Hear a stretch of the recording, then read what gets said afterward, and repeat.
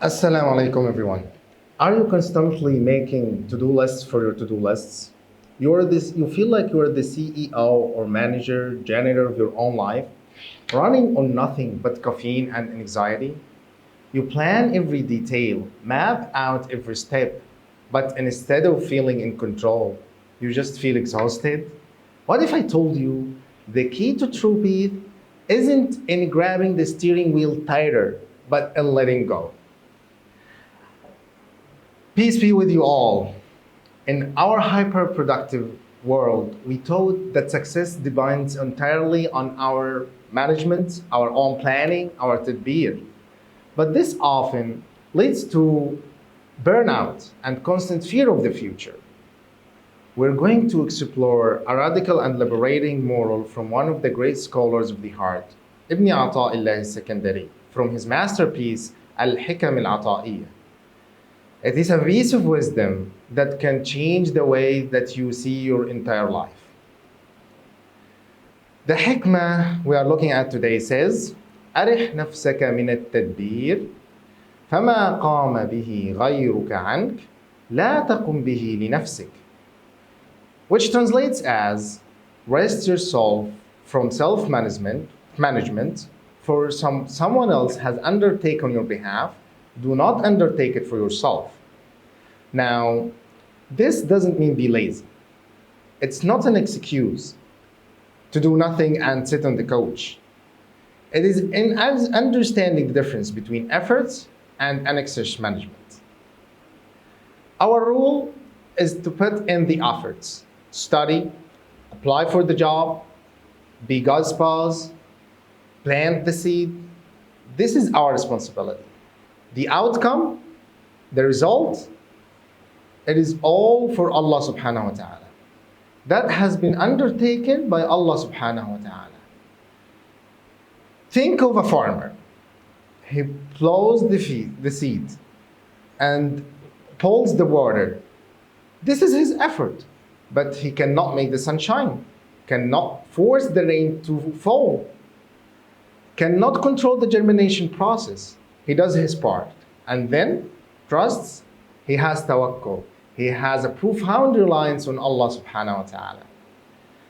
The anxiety we feel comes from trying to do Allah's job, trying to manage the outcome and control the result, control the future and guarantee the results.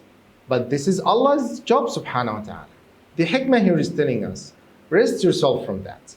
Free your heart from that burden, because the ultimate outcome has been planned by the best of planners, Allah subhanahu wa ta'ala. How can we apply this moral into our lives? Well, there are 3 practical tips. Tip number 1, do and detach method. After you've sent the email, you finished the exam, you had the difficult conversation physically and mentally, let it go. Say, Ya Allah, I've done my part. The rest is yours. And trust His plan subhanahu wa ta'ala. This act of detaching releases the anxiety that you could have. Gratitude switch. When you feel an anxiety about the future, stop. Force yourself to mention 3 blessings that you've had without a previous managing from your own self. Your health, a good message sent to you from friend, the roof that you're living under, and be grateful for these blessings. Think about them. So that makes you release the anxiety. 3rd tip, the so what scenario. Instead of saying, what if I fail? What if it doesn't work out? Say, so what? What is the worst could happen? In that scenario, will Allah not still be with you while His mercy is not with you?